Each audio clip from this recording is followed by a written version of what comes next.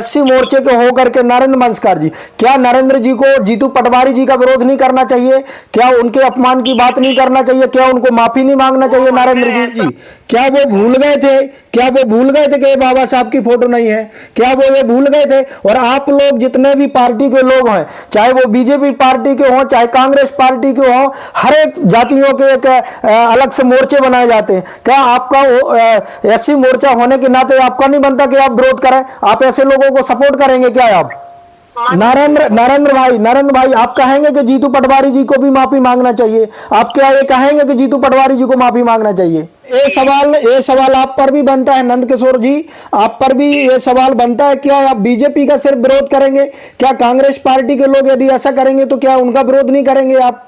लेकिन जीतू पटवारी ने ऐसा कोई मतलब बाबा साहब का अपमान नहीं किया है। अरे क्या आपको नहीं लगता है कि कांग्रेस पार्टी ने हमेशा, चाहे एससी एसटी ओबीसी की बात हो, उनके बीच में वो आए? क्या जब मंडल कमीशन लागू हो रहा था, क्या कांग्रेस पार्टी ने उसका सपोर्ट किया था? क्या उसका विरोध किया था या नहीं किया था? बाबा साहब ने जब चुनाव लड़ा, पहला चुनाव, तो क्या कांग्रेस पार्टी के लोगों ने उनका विरोध नहीं किया? अभी आपने देखा होगा कि इतना तमाम चुनाव हुए हैं, इतने चुनावों में कितने परसेंट एससी एसटी ओबीसी समाज के लोगों को कांग्रेस पार्टी ने टिकट दी है? आप बताएं मुझे।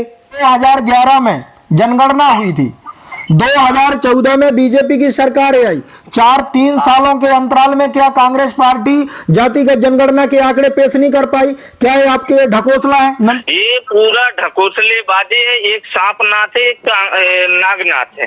तो ये खड़गे जी के सिर्फ प्रेस कॉन्फ्रेंस से काम चल जाएगा क्या? इस पर सड़कों में नहीं आना चाहिए, आंदोलन नहीं होने चाहिए इस पर?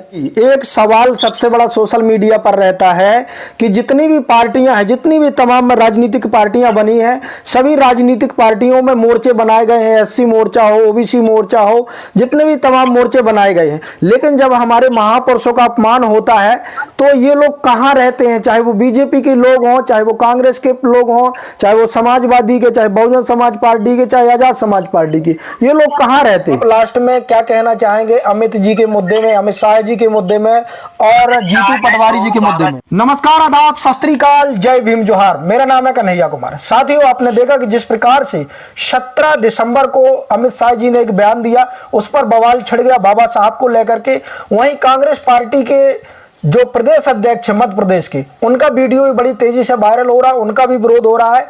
हम इस पर चर्चा करेंगे। हमारे साथ आज खास मेहमान जुड़ने वाले हैं, हम उन लोगों का आपसे परिचय कराते हैं। अभी मेरे साथ फोन लाइन पर जुड़ चुके हैं नंद किशोर अहिरवार जी, जो जिला अध्यक्ष हैं आजाद समाज पार्टी से, और मेरे साथ नरेंद्र बंसकार जी हैं, जो एससी मोर्चा के कार्यकर्ता हैं कांग्रेस पार्टी से। दोनों लोगों का बहुत बहुत स्वागत है भाई साहब आप लोगों का। धन्यवाद। नंद किशोर जी, सबसे पहले मैं आपसे जानना चाहूंगा कि जिस प्रकार से अमित शाह जी ने 17 दिसंबर को अपना बयान दिया, उस पर आपकी क्या राय है? आप क्या कहना चाहेंगे?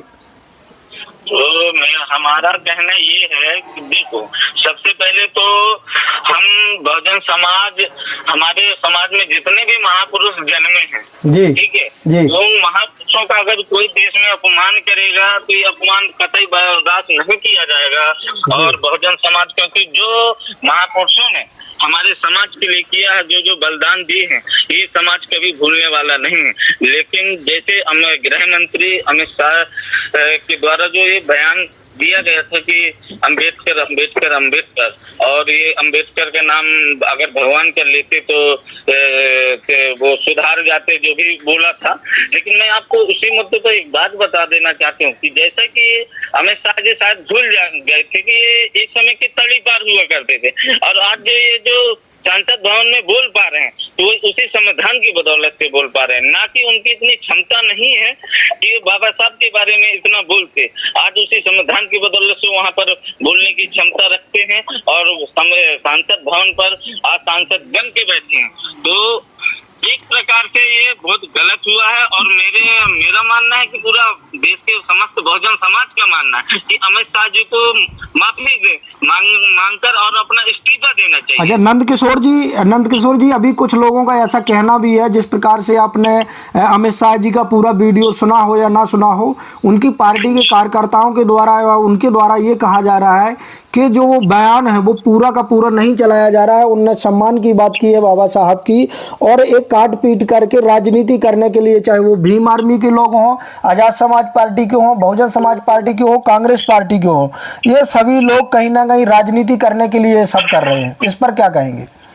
देखिए, मेरा मानना ये है कि शुरुआती से जब से चाहे कांग्रेस हो चाहे बीजेपी हो, कांग्रेस ने भी आज 50 साल यहाँ पर सरकार में रही और बीजेपी भी आज 25-30 साल होने को चला यहाँ पर सरकार में है। तो जैसे मैं आपको बता दूं, पहले भी बीजेपी जो दिखावा और छलावा करती है ये सब कोई जानता, पूरे देश का बच्चा बच्चा भी जानता है, ठीक है। और ये कोई काट पीट के बयान नहीं चलाया गया, ये शुद्ध सांसद भवन की वीडियो वायरल हो रही है जो वहाँ पर रिकॉर्डिंग होती है। क्योंकि अगर अमित शाह जी ने के द्वारा, ठीक है, अगर काट पीट की वीडियो भी बनाई जाती तो उसमें कुछ तो करेक्शन किया जाता, लेकिन जिस दिन वो बयान जारी करते हैं उसके आधा घंटे बाद, 15 मिनट बाद सोशल मीडिया पे वो वीडियो वायरल हो जाता है। जी अच्छा, नंद किशोर सर, हमारे साथ कांग्रेस पार्टी से भी वरिष्ठ नेता जुड़े हुए हैं, 80 मोर्चा से नरेंद्र बंसकार जी। नरेंद्र जी, आप क्या कहना चाहेंगे जिस प्रकार से अमित शाह जी ने ये बात रखी संसद में, इस पर आप क्या कहना चाहेंगे? देखो, जो अमित शाह ने, भारत के गृह मंत्री जी ने जो बयान दिया है जी, देखो वो एक निंदनीय है, आपसे बता दें जी। वो है जो 6747 जातियां हैं जो भारत के अंदर, जी, वो सभी, वो कोई बहुजन बस की नहीं, वो एक मानव जीवन के सबसे बड़े सुधार, समाज सुधार थे।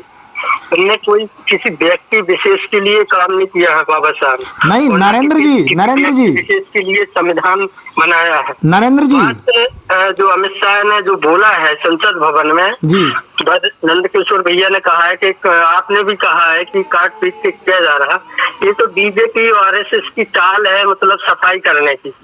क्या है कि जबान से निकल गई है। अब उसके लिए एक ही उपाय है बीजेपी को कि अमित शाह को के देश की, भारत के लोगों से 140 करोड़ जो लोग हैं उनसे माफी मांग ले। नरेंद्र भाई मेरी बात सुने पहले। आप ऐसा कह रहे हैं, अभी आपके ही पार्टी के लोगों का अभी एक वीडियो वायरल हो रहा है, लगातार आपने देखा होगा। जीतू पटवारी जी, सर एक मिनट मैं बात कर लूं। जीतू पटवारी जी अपनी टांग पर बाबा साहब की फोटो रख करके उस पर लिख रहे हैं, वो अपमान नहीं है क्या नरेंद्र जी? ये वास्तव में अपमान है, मैं बात मानता हूँ। प्रदेश अध्यक्ष जी ने जो मतलब अपने घुटनों पर मतलब लिख रहे थे कुछ, वो तो कोई वो नहीं किया हमने कि पैरों के नीचे मतलब कोहनों पर बैठे थे तो उन्होंने मतलब कुछ लिख रहे थे तो फोटो को पलटा करके उसने ऊपर कागज में लिख रहे थे। नहीं तो ये गलत है कि नहीं है? क्या है वो, ऐसा कोई अपमान नहीं किया कि मान लो उनने कोई बाबा नहीं, ये अपमान नहीं है हो या कहा हो। नंद किशोर जी, ये अपमान नहीं है। नरेंद्र जी कह रहे कि अपमान नहीं है। चलिए मैं आता हूँ, मैं इसी मुद्दे पे बता रहा हूँ। जैसे कि आज मैं बता दूं कि 50 वर्षों से कांग्रेस सत्ता में रही है, लेकिन हरदम कांग्रेस ने भी बाबा साहब का अपमान किया। नेहरू, पंडित जवाहरलाल नेहरू से इतिहास उठा करके देख लो, संसद भवन से जब इस देश का संविधान बन रहा था तब से उठा करके देख लीजिए आप, कांग्रेस कहाँ की सौतेली है बाबा साहब की। जो कांग्रेस पार्टी ने अगर बाबा साहब का कहाँ पर सम्मान दिया, हरदम कांग्रेस ने भी, मैं आपको एक बात बता दूं कि कुमार जी, कि हरदम कांग्रेस ने भी बाबा साहब का अपमान करने का कोशिश किया है। जी नरेंद्र जी, आपने देखा हो जो जिस प्रकार से शासन चलाया है, 40-50 साल चलाया है शासन, लेकिन बाबा साहब के जो बनाए हुए संविधान पर कहीं भी मतलब उनने संशोधन की जब बात आई तो समाज, देश के लोगों के हित में जब संशोधन किया गया, कोई पहल उनने अकेले ने किए नहीं है। लेकिन वास्तव में बात की देखा जाए तो जो कांग्रेस ने आज जो भारत के संविधान की रक्षा करी है, अगर कांग्रेस की जगह तो और अन्य दल, अगर बीजेपी और आरएसएस के हाथ में अगर सत्ता होती तो अभी तक संविधान को खत्म कर देती। लेकिन कांग्रेस ने संविधान की हमेशा रक्षा की है। संविधान को खत्म करना मतलब उन्हें अपनी जिंदगी से प्यार नहीं है। सुनिए, मैं आपको एक बात बता दूं कि अगर कांग्रेस के जो माननीय जीतू पटवारी जी हैं जी, अगर इतना बाबा साहब को मानने वाले व्यक्ति होते तो उन्हें इतनी तो समझ होती कि नहीं नंद किशोर जी, नंदकिशोर जी, वही मैं कहना चाह रहा हूं कि यहाँ पर जिस प्रकार से अभी सपोर्ट कर रहे हैं कांग्रेस पार्टी को एससी मोर्चे के होकर के नरेंद्र मंस्कर जी, क्या नरेंद्र जी को जीतू पटवारी जी का विरोध नहीं करना चाहिए? क्या उनके अपमान की बात नहीं करना चाहिए? क्या उनको माफी नहीं मांगना चाहिए नरेंद्र जी? ऐसा कोई जानबूझ के वो नहीं किया, वो तो लिख रहे थे। नहीं तो क्या ये क्या वो ये भूल गए? नरेंद्र जी मेरी बात सुने, मेरी बात सुने पहले। नरेंद्र जी, क्या वो भूल गए थे? क्या वो भूल गए थे कि बाबा साहब की फोटो नहीं है? क्या वो ये भूल गए थे? और आप लोग जितने भी पार्टी के लोग हैं, चाहे वो बीजेपी पार्टी के हों चाहे कांग्रेस पार्टी के हों, हर एक जातियों के एक अलग से मोर्चे बनाए जाते हैं। क्या आपका एससी मोर्चा होने के नाते आपका नहीं बनता कि आप विरोध करें? आप ऐसे लोगों को सपोर्ट करेंगे क्या आप? नहीं, ये बात हाईकमान तक चली गई है, वीडियो के माध्यम से, सोशल मीडिया के माध्यम से। सोशल पटवारी आपको हाईकमान करेंगे उसमें वो नहीं तो आप कहेंगे कि नरेंद्र भाई आप कहेंगे कि जीतू पटवारी जी को भी माफी मांगना चाहिए? आप क्या ये कहेंगे कि जीतू पटवारी जी को माफी मांगना चाहिए? भाई पटवारी जी ने एक दो दिन जो किया सोशल मीडिया पर चलने लगा। आज ही मेरे प्रदेश अध्यक्ष का अपडेट आया मेरे पास कि अपने मध्य प्रदेश में अपमान हुआ है बाबा साहब का, जीतू पटवारी को माफी मांग लेनी चाहिए। मैंने कहा महोदय, जिस दिन भी आपका आदेश होगा उसी दिन कांग्रेस के खिलाफ भी आंदोलन कर दिया जाएगा, क्योंकि भाई जीतू पटवारी अगर जल्द से जल्द माफी नहीं मांगते 2 दिनों के अंदर तो देखना कल तीसरा दिन नहीं होने पाएगा और कांग्रेस के विरोध। और ये सवाल आप पर भी बनता है नंदकिशोर जी, आप पर भी ये सवाल बनता है, क्या आप बीजेपी का सिर्फ विरोध करेंगे? क्या कांग्रेस पार्टी के लोग यदि ऐसा करेंगे तो क्या उनका विरोध नहीं करेंगे आप? आपने अभी तक ये बात नहीं उठाई कि जिस प्रकार से जीतू पटवारी जी ने अपमान किया, क्या उनको माफी नहीं मांगनी चाहिए? मैं आप दोनों लोगों से पूछना चाहता हूँ। नहीं, हम दोनों के विरोधी हैं। हमने शुरुआत में बोला था, शायद आपको याद होगा, हमने शुरुआत में कि कांग्रेस हो या बीजेपी, कांग्रेस स्लो पॉइजन है और बीजेपी थर्ड पॉइजन है। जैसे कांग्रेस ने 50 साल तक राज किए लेकिन संविधान को अंदर ही अंदर और बहुजन समाज को खोखला करने का काम किया, और बीजेपी ऑन द स्पॉट जहर पिलाने का काम करती है। वही मैं बता रहा हूँ कि मैं नंदकिशोर जी मैं वही पूछ रहा हूँ कि एससी मोर्चे में जो आज कहा जाए तो नेता सबके लोग सबको मौका दिया, सबको प्रतिनिधित्व करने का मौका दिया। अब सवाल जीतू पटवारी के लिए है। जीतू पटवारी अभी आज हमने ग्रुप में देखा था, कांग्रेस ग्रुप में, उसमें जीतू पटवारी का वीडियो वायरल हो रहा है वास्तव में, लेकिन जीतू पटवारी ने ऐसा कोई मतलब बाबा साहब का अपमान नहीं किया है। अरे नरेंद्र भाई मेरी बात सुने। हाँ। आप कह रहे हैं कि गरीब तबके के व्यक्ति को बढ़ाने का काम किया है कांग्रेस पार्टी ने। क्या आपको नहीं लगता है कि कांग्रेस पार्टी ने हमेशा, चाहे SC ST OBC की बात हो, उनके बीच में वो आए? क्या जब मंडल कमीशन लागू हो रहा था क्या कांग्रेस पार्टी ने उसका सपोर्ट किया था? क्या उसका विरोध किया था या नहीं किया था? बाबा साहब ने जब चुनाव लड़ा, पहला चुनाव, तो क्या कांग्रेस पार्टी के लोगों ने उनका विरोध नहीं किया? आप बात कर रहे हैं कि कांग्रेस पार्टी ही वंचित, शोषित, वंचित, पीड़ित समाज के लोगों को, SC ST OBC समाज के लोगों को बढ़ाने का काम करती है। अभी आपने देखा होगा कि इतना तमाम चुनाव हुए हैं, इतने चुनावों में कितने % SC ST OBC समाज के लोगों को कांग्रेस पार्टी ने टिकट दी है? आप बताएं मुझे। अब देखिए ऐसा है, क्या है, कांग्रेस पार्टी में जो रिजर्व सीट है तो वो तो रिजर्व के लोग लड़ेंगे अपन लोग। अब जो 80 सीट है तो उनको लड़ेंगे।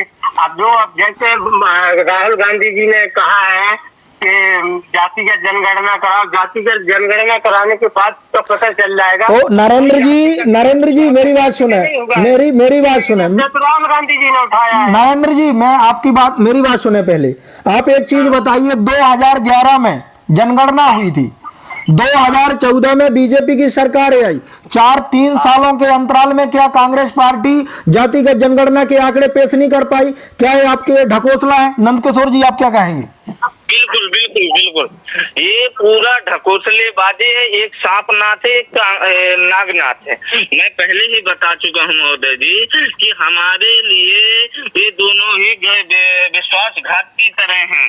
भाई एक बात बताइए, क्या होता है कि जैसे इनके जब ये पार्लियामेंट में जाते हैं तो आज तक बताइए किसी कांग्रेस की सरकार जब भी मध्य प्रदेश में रही, किसी ने संविधान के प्रति और बहुजन समाज के प्रति किसी विधायक, मंत्री, मिनिस्टर ने आवाज उठाई? आज तक जातिगत जनगणना की आवाज उठाई? आज आज देखिए लगातार ईवीएम के खिलाफ जो बहुजन पार्टियां हैं वो लगातार आवाज उठाती हैं, लेकिन जब ये चुनाव हारती है बीजेपी कांग्रेस पार्टी तो ये ईवीएम का मुद्दा लेकर के खड़ी हो जाती है। क्या आपके बड़े नेता राहुल गांधी जी ने कभी ये चीजें सोची हैं कि उसको उच्च स्तर पर उठाया जाए, उसको मुद्दा बनाया जाए? क्या आप लोगों ने ये कभी किया है कि सिर्फ आप बात कह देते हैं पर खड़गे जी ने प्रेस कॉन्फ्रेंस करके बोला है जब महाराष्ट्र का चुनाव हुआ था ईवीएम से चुनाव नहीं चाहिए होना चाहिए, बैलेट पेपर से होना चाहिए। बैलेट पेपर से कौन होते नहीं थे, बैलेट पेपर से चुनाव होते थे। 2003 तक चुनाव हो गए, 2004 तक बैलेट पेपर से नहीं। तो ये खड़गे जी के सिर्फ प्रेस कॉन्फ्रेंस से काम चल जाएगा क्या? इस पर सड़कों में नहीं आना चाहिए, आंदोलन नहीं होने चाहिए इस पर? यहाँ पर तो वही वाली कहावत लागू होती है ना कि आ बैल मुझे मार। कांग्रेस पार्टी ही ईवीएम लेकर के आई थी अपने भले के लिए, लेकिन आज वही कांग्रेस पार्टी को क्या सांप की तरह चुभ रही है ईवीएम मशीन। भाई हम ईवीएम के सपोर्ट में नहीं है, लेकिन एक बात शुरुआत करने वाले लोग तो यही लोग थे ना, कांग्रेस पार्टी ही लाई थी। जी हम मुद्दे पर वापस आते हैं नरेंद्र जी। लोकतंत्र को खत्म कर देंगे जो लोग सत्ता में आएंगे। नहीं नरेंद्र जी, बात पर हम वापस आते हैं जिस मुद्दे पर हम चर्चा कर रहे थे। मैं आपसे कहना चाहूंगा, क्या आप जीतू पटवारी जी से कहेंगे मीडिया के माध्यम से कि क्या वो माफी मांगे?